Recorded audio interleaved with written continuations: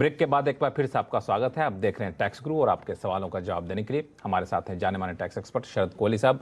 कोहली साहब, चूंकि income tax के तो कई सारे सवालों के जवाब आपने दे दिए, एक पेच आया है जीएसटी को लेकर के और इस पे सवाल आया हमारे पास दिल्ली से ही है, रजा हुसैन रिजवी साहब। रिजवी साहब नमस्कार। क्या उलझन? नमस्कार जी। क्या उलझन आ गई आपकी? अरे उलझन हो गई कि मेरा आइसक्रीम का पार्लर है। कहाँ पे है? ये दिल्ली में है। अच्छा, ये ट्रांस यमुना में। अच्छा।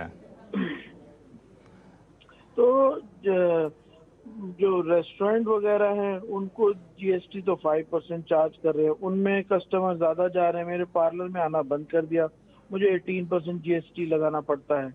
अच्छा, तो मतलब बगल वाला रेस्टोरेंट चूंकि आइसक्रीम भी रखते हैं तो आइसक्रीम पे भी 5% चार्ज करते हैं। चूंकि आपका सिर्फ और सिर्फ पार्लर है आइसक्रीम का, तो आप जो है उस पर 18% आपको देना पड़ता है, जो कि जीएसटी का नियम है। जी, रेस्टोरेंट के लिए 5%। रजा भाई के लिए मैं दो सोल्यूशन देता हूं लक्ष्मण।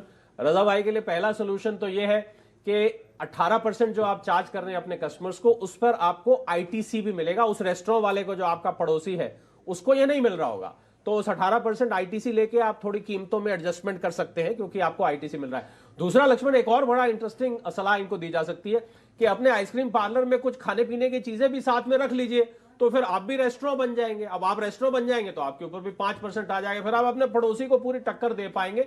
और ये जो बटर स्कॉच और स्ट्रॉबेरी और वेनिला का जो रेट फर्क दोनों जगह में दिख रहा है वो नहीं दिखाई देगा। तो इसमें आप कुछ स्नैक्स वगैरह रख सकते हैं। बिल्कुल बिल्कुल बिल्कुल। और फिर आप आइसक्रीम पार्लर की जगह आप रेस्टोरेंट बन जाएंगे, फिर आप 5% दे सकते हैं। और वैसे कोहली साहब ने एक तरीका भी बताया कि अंतर आपको टैक्स में भले ही दिख रहा है, लेकिन आईटीसी क्लेम करने के बाद आप हो सकते हैं उनके बराबर में आ जाए। हाँ, मतलब अगर ये अपनी प्राइसेस एडजस्ट कर देते हैं तो शायद ये बराबर में आ जाए। दोनों ही रास्ते आपके पास हैं और दोनों रास्ते में जो आपको ज्यादा सूट करे आप उसको अपना सकते हैं।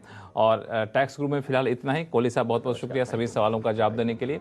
और आपके पास कोई भी सवाल हो, चाहे जीएसटी से जुड़ा हुआ हो या फिर इनकम टैक्स से जुड़ा हुआ हो, आप हमें लिख भेजिए tax@moneycontrol.com पर। आप जब अपना सवाल भेजते हैं तो अपने सवाल के साथ अपना नाम और मोबाइल नंबर लिखना ना भूलें।